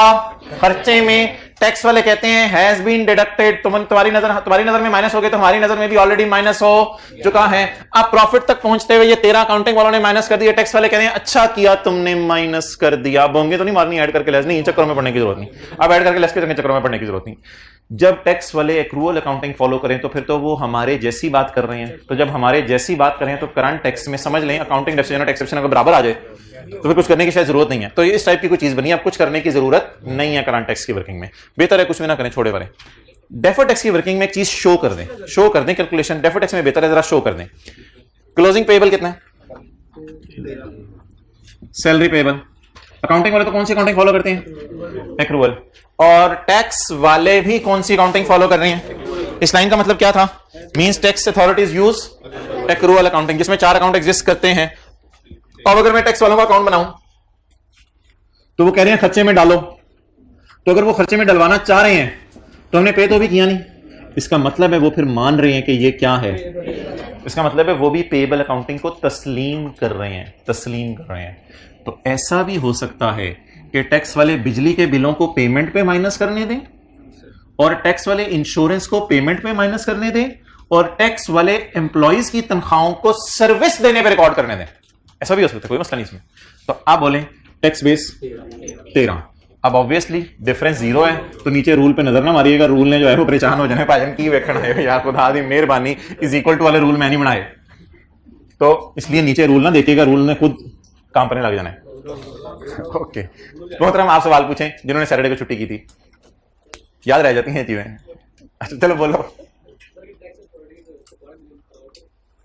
हाँ वो फिर हो सकता है टैक्स वाले अगर 12 महीने अलाउ करें तो फिर एक का वो डिफरेंस आ जाएगा, वो भी टेम्परेरी डिफरेंस होगा। ओके और बाकी एक इस तरह का सवाल हमने करना है, इस तरह का सवाल करेंगे। चलें जी आगे। अच्छा एक मिनट यहां पे अब रुक के, अब ये ना शुक्र वाला सिनेरियो है, सबर वाला नहीं है, इस वजह से कि यहां ना कुछ ज्यादा करना नहीं पड़ा हमें। क्यों? करंट टैक्स में तो कुछ भी नहीं करना पड़ा, और डेफर में भी कैरिंग अमाउंट और टैक्स बेस क्या आ गई, आपस में बराबर आ गई, तो यहां हमें कोई ज्यादा सोचना नहीं पड़ा और अकल भी नहीं लगानी पड़ी। तो पिछला वाला सिनेरियो जो था ना, पहले जो 4 हमने पॉइंट किए थे वो सबर वाला था, यानी उसमें सोचना पड़ा था करंट टैक्स में, और डेफर टैक्स में भी टैक्स बेस 0 लेके डिडक्टेबल टैक्सेबल सोचना पड़ा था। तो पिछला सोचने वाला सिनेरियो था, तो वहां हम सबर किया करेंगे, परेशान नहीं हो जाया करेंगे, वावेला नहीं करेंगे, लाइट चली गई, ये हो गया वो हो गया, ये नहीं किया करेंगे, वहां सबर किया करेंगे। और यहां जो हम करने लगे हैं एडजस्टमेंट नंबर 6 में, if tax authorities are using accrual basis, तो इसका मतलब है bro PMLN PPP bro 2-3 bros और भी बीच में मिल गए थे उनके। अच्छा तो आप भाईजान ये ब्रो अगर ब्रो चल रहा है तो current tax prepare T account of expense on income, बना लें account. No adjustment required in current tax because we are bro दोनों पर आते हैं, we are bro and in deferred tax working carrying amount will appear and tax base will be equal to carrying amount. तो difference कितना आ जाएगा? Difference 0 आएगा। अगर टैक्स वाले कौन सी अकाउंटिंग फॉलो करें? Accrual accounting.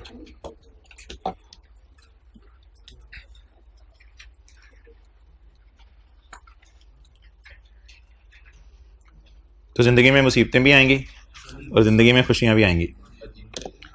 ओके चले जी अगली एडजस्टमेंट पढ़े। काली पट्टी, इसको पटा पहनाएं।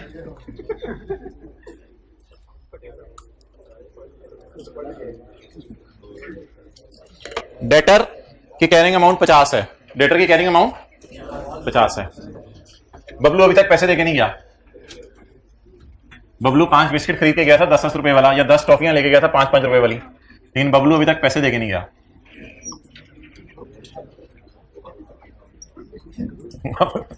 डेटर का कैरी डाउन, बबलू से रिसीवेबल बोले 50, आता लेगा कि कभी तू भी हंस लिया कर यार।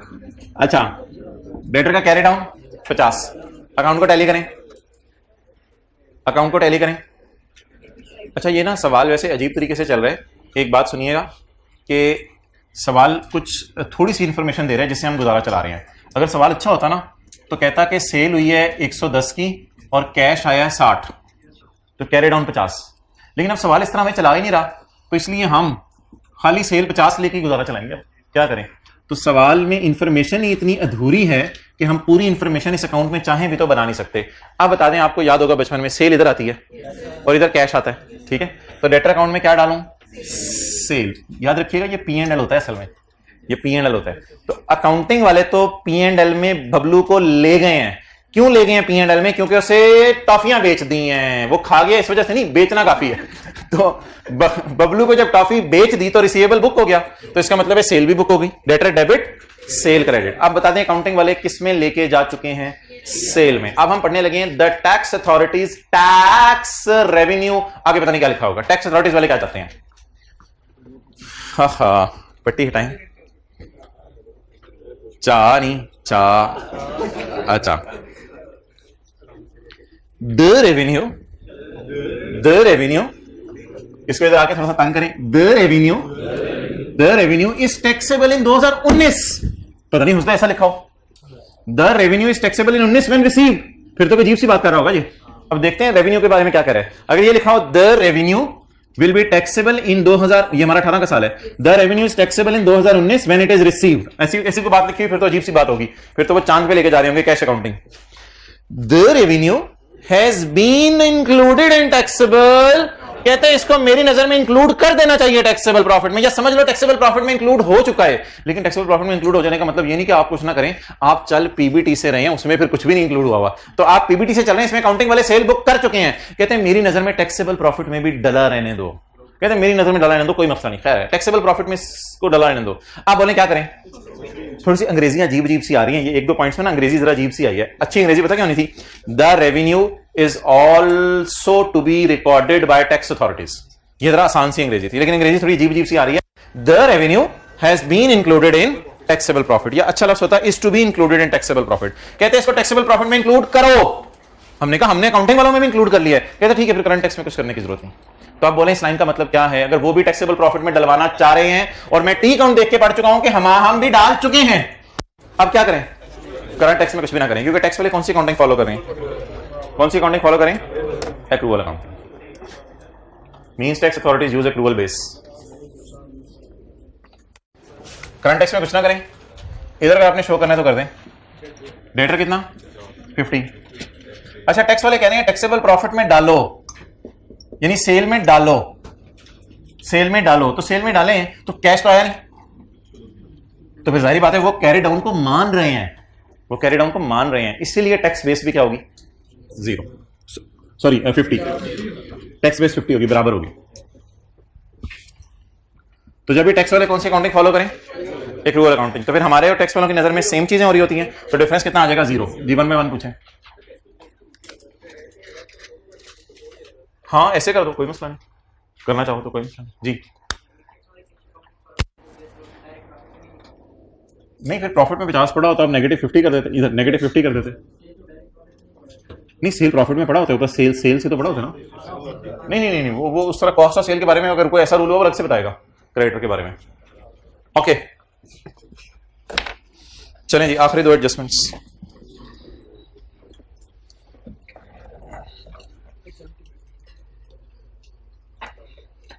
Dividends receivable from a subsidiary have a carrying amount of 23. The dividends are not, ये exempt हो गया। Current liabilities include fine payable. Fine payable. Accrued का मतलब expenses के लिए क्या होता है? Payable. With a carrying amount of, fines are not deductible for tax purpose. Fine deductible नहीं है tax purpose के लिए। तो ये क्या हो गई? Exempt income। और ये क्या हो गई? Deduction not. आज तक जितने सवाल हुए थे ना, उनमें कभी लिखा नहीं होता था कि ये पेएबल है या रिसीवेबल है। आज पहली दफा लिखा हुआ है कि ये पेएबल है या रिसीवेबल है। अच्छा, डिविडेंड क्या है जी? रिसीवेबल। इस पे हुकूमत कभी टैक्स नहीं मांगेगी। और फाइन क्या है? पेएबल। इस पे हुकूमत कभी टैक्स नहीं मांगेगी। 1 बाय 1 लेके चलते हैं। टी काउंट बनाएंगे डिविडेंड का। Dividend receivable has a carrying amount of 23। Dividend income होती है, एक्सपेंस होता है? इनकम। रिसीवेबल जो चीज हो वो इनकम होती है। वर्किंग 7 रिसीवेबल टाइप चीज है या पेएबल टाइप चीज है? तो इनकम अकाउंट या expense account? Dividend income account. Receivable, closing receivable 23। अच्छा जी, वैसे तो ये वाली साइड इनकम्स में देखें P&L के लिए खास है, लेकिन लॉजिक पे सोचते हैं रिसीवेबल। अभी ये ना सोचे टैक्स वाले क्या कह रहे हैं, अभी बस ये सोचें रिसीवेबल अगले साल रिसीव होगा, तो क्या अकाउंटिंग वाला ने इस साल पीबीटी में डाला है? जी, अकाउंटिंग वाला ने इस साल पीबीटी में डाला है। ओके, अब यार इसको इस तरह ना सोचें कि ये रिसीवेबल या पेएबल है, इसको उस तरह सोचें जैसे पुराना सोचते थे। अकाउंटिंग वालों ने P&L में डाल दिया, टैक्स वाले कहते हैं हमने कभी टैक्स नहीं लेना। अब उस तरह ना सोचें रिसीवेबल रिसीव। करंट टैक्स में मेरा मशवरा उस तरह ना सोचें, और सिंपल सा सोचें अकाउंटिंग वालों ने किसमें डाल दिया? P&L में। टैक्स वाले क्या कह रहे हैं? कभी टैक्स ना देना इस पे, तो क्या कर दें फिर? लेस करो। डिविडेंड इनकम जो कि क्या है? एग्जेम्प्ट है। नहीं, रिसीवेबल और रिसीव के एंगल से ना सोचो, करंट टैक्स की वर्किंग में बस सिंपल सोच लो, कभी टैक्स नहीं लगाना, तो माइनस कर दें। ये परमानेंट डिफरेंस आ जाएगा, और मुझे पता है इसकी वजह से रिकॉन्सिलेशन भी आउट होगी। ये 23 आ गया, डन। इधर जरा आए, अब 2-4 मिनट आपके चाहिए होंगे डेफर टैक्स में। डिविडेंड जी, नहीं वो नहीं यार, ये इनकम है ना, प्रॉफिट तक पहुंचते हुए ऐड हो चुकी भी है, तो इस एग्जेम्प्ट इनकम को हम लेस करते थे, एग्जेम्प्ट इनकम को लेस करते थे। Dividend receivable 23। टैक्स वालों की नजर में आप मुझे बता दें कि कोई एग्जेम्प्ट इनकम्स के रिसीवेबल्स टाइप एग्जिस्ट करते होंगे? अगर एग्जेम्प्ट इनकम्स ही एग्जिस्ट नहीं करती, अगर ये इनकम्स ही नहीं है, इस तरह सोचें, अगर ये इनकम्स ही नहीं है तो इनके रिसीवेबल्स भी क्योंकि टैक्स वाले ना इसको अपनी दुनिया से ही बाहर निकाल देते हैं। टैक्स वाले कहते हैं यार ये इनकम्स ही नहीं होती। जब इनकम्स नहीं होती, यहां कोई कैश बेसिस और एक्रूअल बेसिस की बात नहीं उसने की हुई। ये नहीं कह रहे टैक्स अथॉरिटीज ये कह रही हैं कि जब ये मिलेगा तब इनकम में डालना, कैश और एक्रूअल की बात ही नहीं की उसने कहा ये कभी भी टैक्स नहीं लगेगा इस पे। अब टैक्स वाले कह रहे हैं इस पे कभी भी टैक्स नहीं लगेगा, इसका मतलब है इनकम को इनकम नहीं मान रहे वो, तो इसलिए हमने माइनस कर दी। और रिसीवेबल को वो फिर रिसीवेबल भी नहीं मानेंगे। तो देखने में अगर थोड़ा सा सोचें तो टैक्स बेस क्या बन रही है, 0 बन रही है। लेकिन अगर टैक्स बेस 0 लिखें तो एक मसला आ जाएगा, ये रूल 1 लगेगा ना, कैरिंग अमाउंट ऑफ एसेट, एक मसला आ जाएगा। रूल 1 लग के डिफरेंस कितना आया 30, टैक्सेबल टेम्पोरेरी डिफरेंस। अब जब टैक्सेबल टेम्पोरेरी डिफरेंस आएगा तो ये टैक्सेबल है फ्यूचर में, जब रिसीव हो टैक्सेबल नहीं है। और अगला सवाल, ये टैक्सेबल भी नहीं है, दूसरा सवाल नहीं डिडक्टेबल ना बोल, ये टेम्पोरेरी डिफरेंस भी नहीं है, ना ये ठी है ना ये टिड्डी ना ये टिड्डी है, टिड्डी है। ये टी क्यों नहीं है? क्योंकि ये टैक्सेबल नहीं है, ये टैक्सेबल नहीं है, ये एग्जेम्प्ट है। और ये टीडी क्यों नहीं है? क्योंकि टेम्पोरेरी डिफरेंस नहीं है। क्या है? ये टीडी है, पीडी है, टीडी है। तो क्या ये जो आपको लफ्ज है टी डी, ये अपील कर रहे हैं आपको अच्छा लग रहा है? नहीं, ये बिल्कुल अच्छा नहीं लगा टी डी का लफ्ज। इसलिए स्टैंडर्ड आगे बढ़ा, ये वाला स्टैंडर्ड।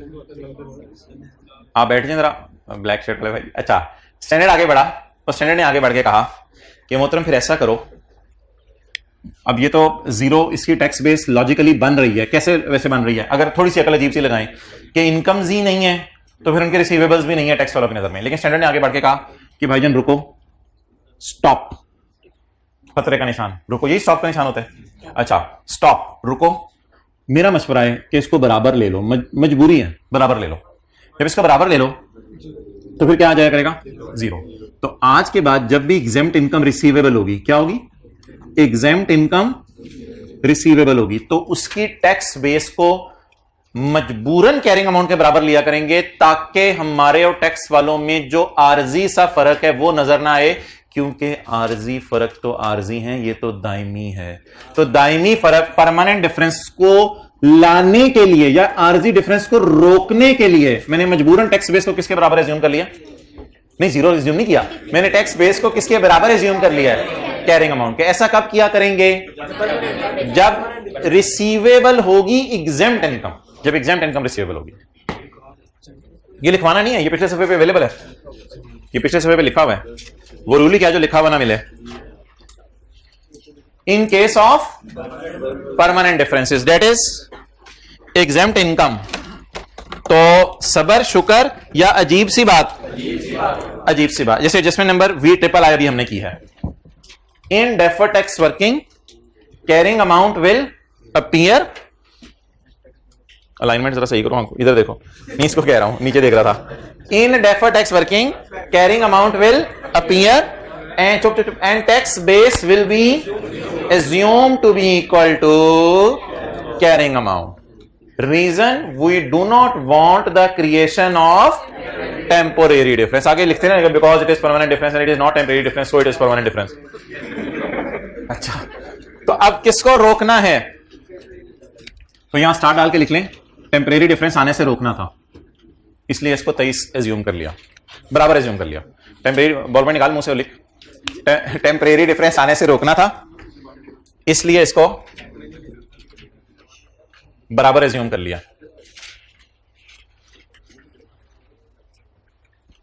तो एक्रूअल्स प्री पेमेंट्स में ना 3 किस्म के कॉन्सेप्ट हो गए, सबर, शुक्र और अजीब।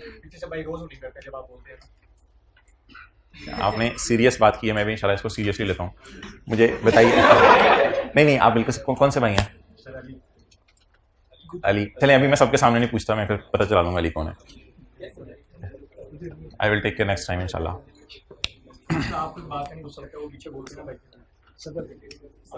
नहीं, सबर नहीं ना, तू खुद सबर सबर ना दिखाओ, यानी आप दूसरे को मार रहे हो और कह रहे हो सबर, सबर ये सबर अपने लिए, दूसरे को शुक्र करवाएं। अच्छा भाई, नेक्स्ट आप डिडक्शन नॉट अलाउड की तरफ आ जाएं।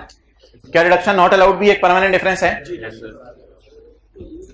अली भाई इंशाल्लाह मौका ही नहीं देंगे, और मैं भी नहीं पता चलाऊंगा अली कौन है, इंशाल्लाह आइंदा ऐसा होगा ही नहीं। Point 9, current liabilities.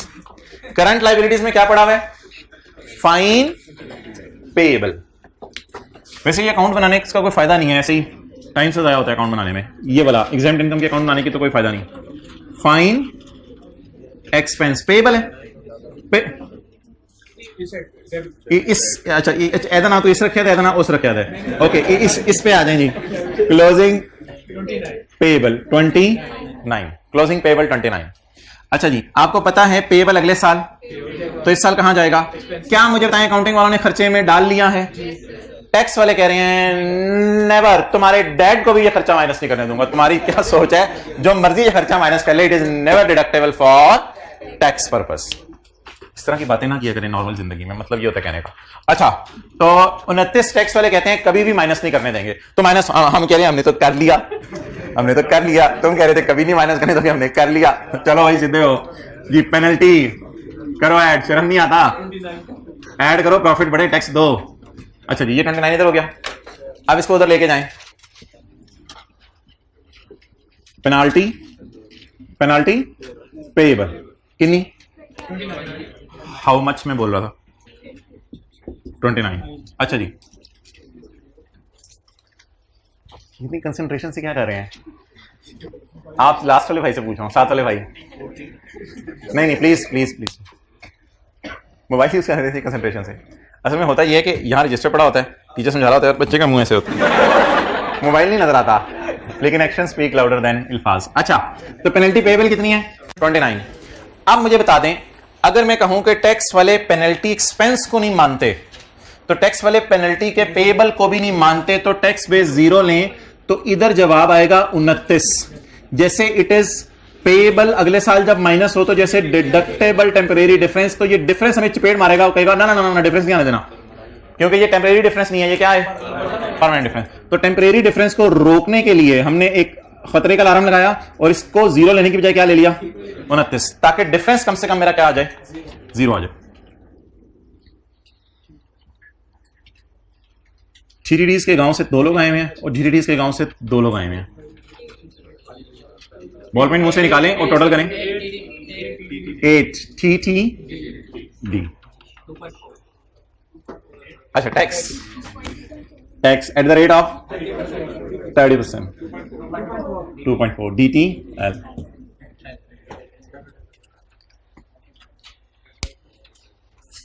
अच्छा जी, टैक्सेबल प्रॉफिट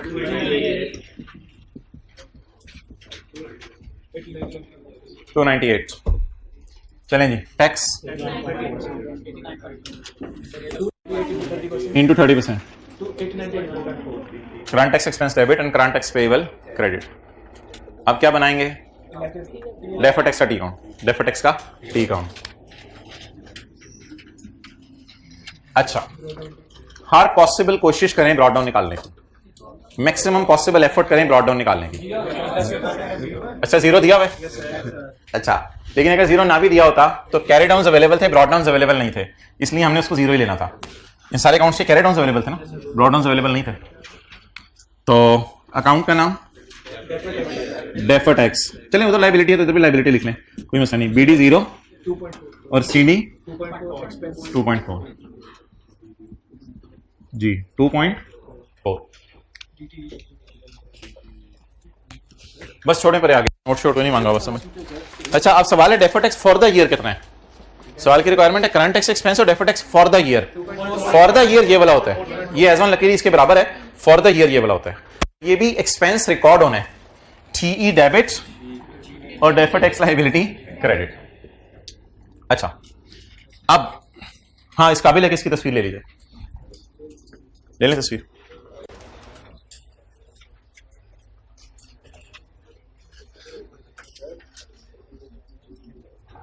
हाँ जी,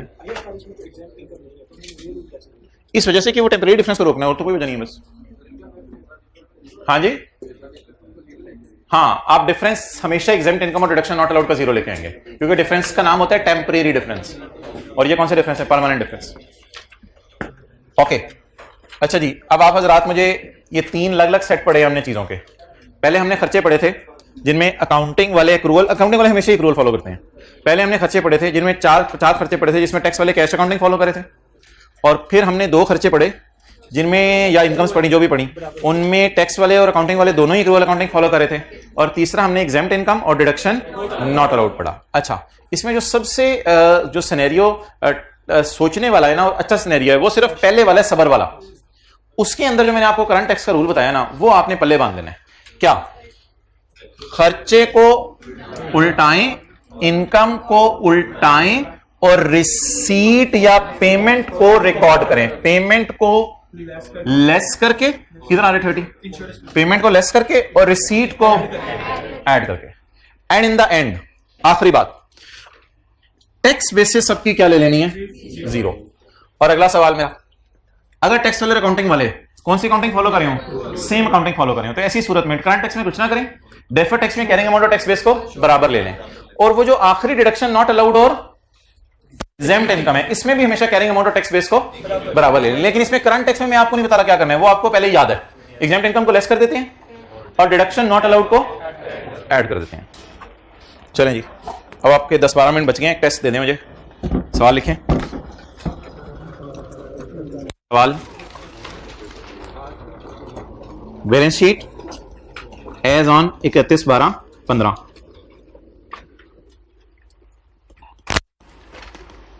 current liability,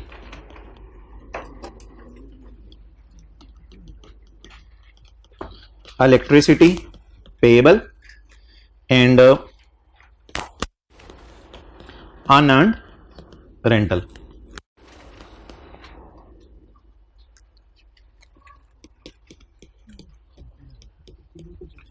fine payable, not allowed. Other information, OI, other income नहीं, ओआई अदर इंफॉर्मेशन। ये तो अदर इंफॉर्मेशन है, इसको इग्नोर कर दें। अदर, अच्छा, सवाल का ही है। Electricity is allowed when paid.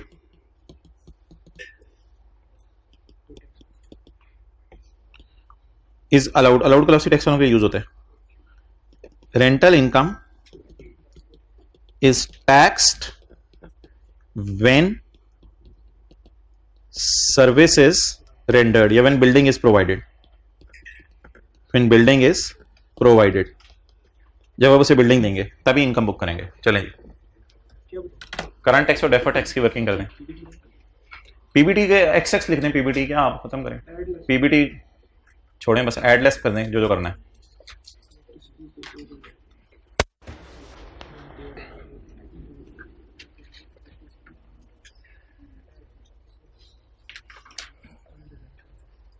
यार इसका मतलब ये देखें इधर, इसका मतलब ये व्हेन रिसीव्ड, इसका मतलब ये व्हेन रिसीव्ड नहीं, इसका मतलब ये तो नहीं है व्हेन रिसीव्ड। व्हेन, जब आप उसे बिल्डिंग प्रोवाइड करेंगे तब इनकम बुक करें, उससे पहले इनकम बुक नहीं करनी। ये पता नहीं कौन सी अकाउंटिंग है, जब आप उसे बिल्डिंग देंगे तब इनकम बुक करें। अब ये मैं नहीं बता रहा ये कौन सी अकाउंटिंग है, ये तो आप लोगों ने इंट्रो पढ़ी हुई है। जब बिल्डिंग देने पे इनकम बुक करना कौन सी अकाउंटिंग होती है, ये नहीं लिखा हुआ when received, when building is provided. जब मैं उसे बिल्डिंग दूंगा तब इनकम बुक करूंगा, उससे पहले नहीं कर सकता।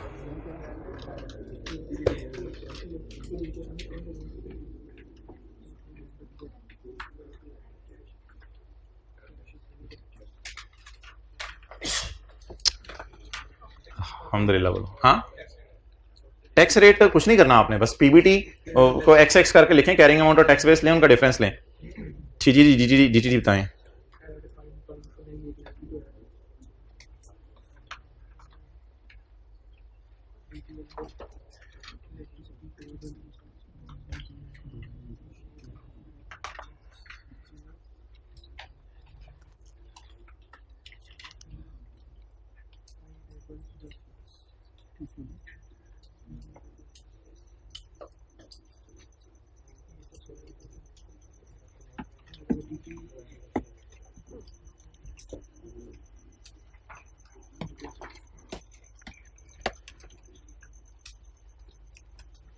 ओके, सबर, शुक्र,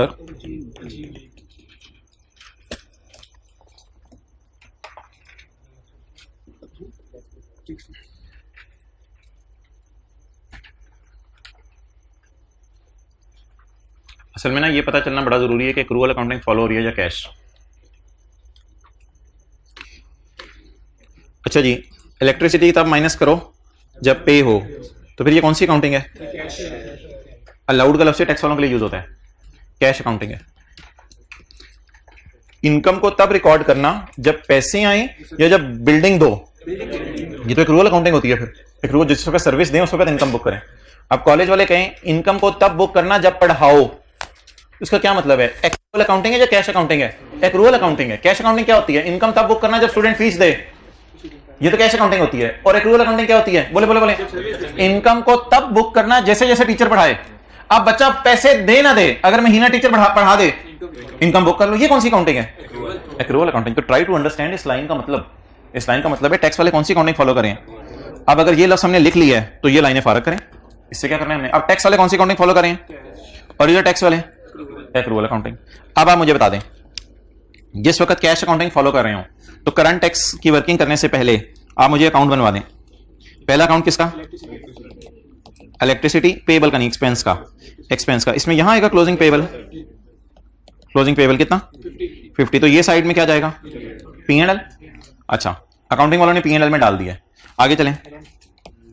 रेंट, रेंटल इनकम, रेंट नहीं, रेंटल इनकम। रेंटल इनकम जी रिसीवेबल है, अनअर्न्ड है। ये साइड रिसीवेबल के लिए है, ये क्लोजिंग अनअर्न्ड। कितना? 60। अनअर्न्ड अर्न होके P&L में अगले साल जाएगा और इस साल किस में जाएगा? कैश में। क्लियर? ये तो हमने टी अकाउंट बना लिया है। अब अगला काम क्या करना है? अगला काम ये करना है कि करंट टैक्स की वर्किंग में जब टैक्स वाले कैश अकाउंटिंग फॉलो करें तो P&L को उल्टाना है, कैश को ऐड नहीं, माइनस। कैश को माइनस करना है, लेकिन अब P&L ही उल्टा सकते हैं, कैश तो गिवन नहीं है। तो कौन सी अकाउंटिंग फॉलो हो रही है? Cash accounting. इसलिए करंट टैक्स में क्या करें? करंट टैक्स की वर्किंग में अगर मुझे पीबीटी गिवन होता तो इसमें मैं ऐड कितना करता? 50। डन। तो करंट टैक्स की वर्किंग में ऐड कर दें 50 और साथ ही डेफर्ड टैक्स की वर्किंग भी कर दें। कैरिंग अमाउंट, टैक्स बेस और डिफरेंस। और क्या लिखूं इधर? इलेक्ट्रिसिटी पेएबल जी कितना? 50। टैक्स वाले कौन सी अकाउंटिंग फॉलो करें? कैश अकाउंटिंग में टैक्स बेस एग्जिस्ट करती है नहीं करती? 0। और डिफरेंस वट एवर इट में भी रूल लगा के सोच लीजिएगा। अच्छा, आगे चलें। 60 रुपए की एडजस्टमेंट जी। अब मुझे ये बता दें कि इधर टैक्स वाले कौन सी अकाउंटिंग फॉलो कर रहे हैं? Accrual accounting. पहली तो बात है वो फॉर्मूला सोच लें। वो फॉर्मूला क्या कहता था? वो फॉर्मूला कहता था आपने शुक्र करना है, यानी करंट टैक्स की वर्किंग में कुछ करने की जरूरत, थोड़ी लॉजिक भी आपको समझा दूंगा। करंट टैक्स की वर्किंग में कुछ करने की जरूरत नहीं है। और दूसरी बात, डेफर्ड टैक्स की वर्किंग में आपने कैरिंग अमाउंट और टैक्स बेस को क्या लेना है? बराबर, अनअर्न्ड रेंटल। डन। ये कौन सा सबर वाला सिनेरियो है? शुक्र वाला। शुक्र वाला। लॉजिक सोचने सारे जरा अटेंटिव हो गए। टैक्स वाले कह रहे हैं बिल्डिंग पे तब टैक्स देना जब किराए पे दे दो। हमने कहा हमने तो भी किराए पे नहीं दी, हमने तो भी किराए पे नहीं दी, तो हम तो अगले साल इंशाल्लाह किराए पे देंगे। पैसा देंगे वो किराएदार, हम अगले साल किराए पे देंगे। तो टैक्स वाले कह रहे हैं अच्छा फिर जब बिल्डिंग किराए पे देना तभी इनकम रिकॉर्ड करना। हमने कहा अच्छा तुम लोग चाहते हो कि अगले साल इनकम रिकॉर्ड करें, वैसे हमने भी कुछ नहीं डाला P&L में, हमने भी इंशाल्लाह अगले साल ही इनकम रिकॉर्ड करनी है। और तुम क्या कह रहे थे? तुमने भी अगले साल इनकम रिकॉर्ड, अच्छा तुमने भी अगले साल P&L में डालना है, हमने भी अगले साल P&L में डालना है, तो ना अगले साल कुछ करना पड़ेगा। और इस साल हमने भी P&L में कुछ नहीं डाला और तुम भी कह रहे हो P&L में कुछ ना डालें, तो जबरदस्त होगी। तो इस साल करंट टैक्स की वर्किंग में कुछ करने की जरूरत है या नहीं है? अब सोचना पड़ेगा। अल्लाह ने दिमाग दिया है, दोबारा सोच लें। लेकिन वो वैसे सबर शुक्र से भी काम, अल्लाह का शुक्र है हमारा चल रहा है, सबर शुक्र से भी काम चल रहा है। लेकिन थोड़ा सा सोच भी लिया करें, क्या दिमाग की दही बनानी है घर जाके, ये चीजें बना लें दिमाग से। तो आइंस्टाइन से थोड़ा आगे निकले आप आगे। अच्छा, तो बता दें जी, टैक्स वाले क्या कह रहे हैं? इस पे रेंट कब दो, इस पे टैक्स कब दो? जब बिल्डिंग किराए पे दो। बिल्डिंग किराए पे कब देनी है? अगले साल। तो हमने भी आन को किस साल आन करने? अन को अगले साल आन करके P&L में डालना। टैक्स वाले भी कह रहे हैं जब किराए पे देना तभी P&L में डालना, वो भी कह रहे हैं अगले साल P&L में डालो, हम भी अगले साल P&L में डालो। तो इसका मतलब है हम में इख्तलाफ नहीं है। इस साल की बात करें ना, उन्होंने P&L में डालने को कहा ना हमने P&L में डाला, तो कुछ उल्टाने या रिकॉर्ड करने की जरूरत नहीं है। ओके, इसका मतलब यह है कि अगर आप टैक्स वालों की नजर में अकाउंट बनाएंगे ना रेंटल इनकम, तो कैश तो आ गया है, तो वो भी मजबूर होंगे इसको इनकम में नहीं डालेंगे, वो मजबूर होंगे इसको अनअर्न्ड मानने पे। इसी वजह से टैक्स बेस बराबर आ रही है। और आखिरी चीज तो आसान थी यार, 10 रुपए को क्या कर दें? बोले बोले बोले बोले ऐड कर दें। फाइन है ना, ऐड, लेस नहीं करना, ऐड। और आखिरी चीज बोले बोले बोले बोले बोले फाइन पेएबल। इसकी तो कैरिंग अमाउंट और टैक्स बेस बराबर लेने, क्योंकि ये सबर वाला सिनेरियो है या अजीब सा सिनेरियो है? अजीब सा सिनेरियो। तो इसमें 10 और 10 बराबर ले लें। कितने लोगों का ये 50 और 10 ऐड किया था और कितने लोगों ने ये कैरिंग अमाउंट टैक्स पे सही ली थी? ओके, क्वेश्चन भी नोट कर लिया आपने, सोल्यूशन भी नोट कर लिया। एक एडजस्टमेंट आएगी, सिर्फ एक एडजस्टमेंट। तीन हैंडल कर ली है, तीन हैंडल कर ली है एडजस्टमेंट, तीन हैंडल कर ली है, एक एडजस्टमेंट आने लगी है, सिर्फ एक सिर्फ एक एडजस्टमेंट आने लगी है, एक इसी नहीं 31/12/2010 सिर्फ एक एडजस्टमेंट आने लगी है, एक सिर्फ एक adjustment. Current asset, rent receivable 69 rupees, अजीब सा। अच्छा, रेंट रिसीवेबल कितना हो गया? 69। अदर इंफॉर्मेशन,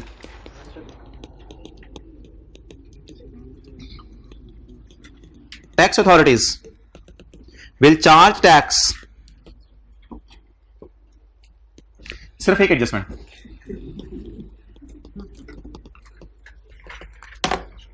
पता कर दें, कैश बेसिस है।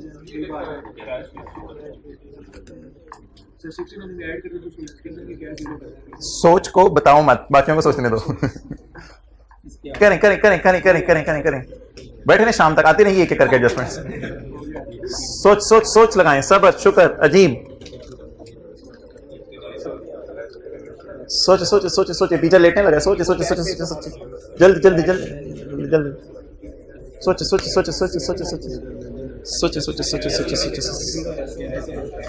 टी अकाउंट बना लेते हैं ना, पहले टी अकाउंट बना लेते हैं। कुछ भी नहीं करने वाले को तो मैंने जूते मारने हैं आज। रेंटल इनकम, क्लोजिंग रिसीवेबल कितना जी? रिसीवेबल रिसीव कब होगा? अगले साल। अभी टैक्स और अकाउंटिंग वालों की अकाउंटिंग फर्क करें, अभी मुझे टी अकाउंट पूरा करवाएं। रिसीवेबल रिसीव कब होगा? अगले साल। और कमी कब? इस साल। अच्छा जी, अब सिर्फ पता ये चलाना होता है कि ये जो अंग्रेजी है ना, ये अंग्रेजों वाली अंग्रेजी है। इसमें एक्रूअल अकाउंटिंग टैक्स वाले फॉलो करें या कैश अकाउंटिंग, ये पता चलाना होता है। आगे इंशाल्लाह सबर शुक्र है। तो अब we are at this stage कि we are here to identify, Urdu में हम इस मौके पे खड़े हैं कि हम अब जज कर सकें अंग्रेजी पढ़ के कि टैक्स वाले कैश अकाउंटिंग फॉलो करते हैं या एक्रूअल। आगे इंशाल्लाह काम आसान है। अब आप मुझे बता दें, टैक्स वाले कह रहे हैं, पहले मुझे बता दें, हमने 2010 में इनकम में डाल दिया। टी अकाउंट से पता चल रहा है ये अकाउंट 2010 के, ये अकाउंट 2010 के। अच्छा, हमने 2010 में इनकम में डाल दिया। टैक्स वाले कह रहे हैं इस पे टैक्स देना अगले साल, तो अगले साल तो ये मिलना है, तो मिलने पर टैक्स देना। इस लाइन का मतलब ये है वो टैक्स मांग रहे हैं जब ये मिले, तो इसका मतलब है वो कौन सी अकाउंटिंग फॉलो करें? Cash accounting. अगर कैश अकाउंटिंग फॉलो कर रहे हैं तो इसमें आपने सब्र करना है। आपने क्या करना है कैश अकाउंटिंग में? मैंने अभी कहा था P&Ls को उल्टाना है और कैश को रिकॉर्ड करना है। P&L को उल्टाएं, उल्टा दिया। और डेफर टैक्स की working, carrying amount, tax base. कौन सा वाला सिनेरियो है? कैश अकाउंटिंग वाला। तो कैश अकाउंटिंग में फिर टैक्स बेस 0। और ये कितना? 69। ये कितने लोगों का सही था? हाथ खड़ा करके बता दें। ओके, जिनका सही था लेकिन हाथ खड़ा नहीं किया वो हाथ खड़ा करके बता दें। ये हाथ खड़ा कर दिया, जरा पता चल जाए। एक एडजस्टमेंट का सवाल है। एक एडजस्टमेंट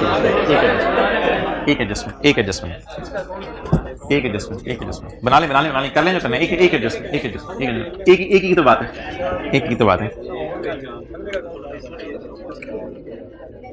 ओए होए होए होए होए होए होए होए होए, जरा देखें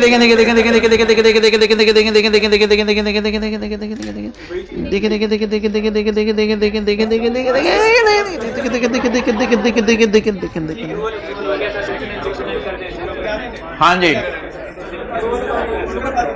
भाईजान, शुक्र करते हुए क्लास से नहीं निकलना, मुझे सॉल्व करने दें। शुक्र करते हुए क्लास से जा रहे हैं हम। अच्छा जी, पहले टी अकाउंट बनाएं। टी अकाउंट बना के सोचें, आ रहा है ना मजा? बहुत मजा आ रहा है। अच्छा, टी अकाउंट बना के सोचें कि अकाउंटिंग वालों ने कब इनकम में डाला है। आज आपको होमवर्क कोई नहीं मिल रहा क्योंकि घर जाके आपने चीजें सोचनी है। अच्छा, अकाउंटिंग वालों ने गुस्से से क्यों देख रहे? दे देता हूं होमवर्क, बड़ा शौक चढ़ा है तुझे, नहीं दे रहा। अच्छा, अकाउंटिंग वालों ने कितना इनकम में डाला है? किस साल? टैक्स वाले कह रहे हैं मरहबा मरहबा 10 की इनकम आपकी, मरहबा मरहबा मरहबा, जी हाँ वेलकम, 10 की इनकम। हमने कहा अभी रिसीव नहीं हुई, कोई मसला नहीं, 10 में इनकम में डाल दो। हमने कहा अभी रिसीव नहीं हुई, डाल दो यार, 10 में इनकम में डाल दो, कोई मसला नहीं। इसका मतलब है वो रिसीवेबल्स अकाउंटिंग को मान रहे हैं, तो इसका मतलब है इधर आपको कुछ करने की जरूरत नहीं है, और इधर इधर आप क्या करें,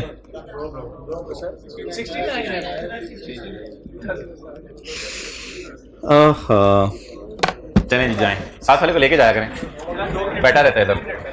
ओ 2 मिनट पहले हो गया, अच्छा चलें। नहीं ओ भाई जाना नहीं, दरवाजा नहीं खोलना। मुझे ये बताएं कि अगर बॉस एम्प्लॉय को गलत काम करने को कहे तो कितने फंडामेंटल प्रिंसिपल वायलेट हो रहे होंगे? 3। जरा चुप करके मुझे बता दीजिएगा। इंटेग्रिटी, ऑब्जेक्टिविटी और प्रोफेशनल बिहेवियर।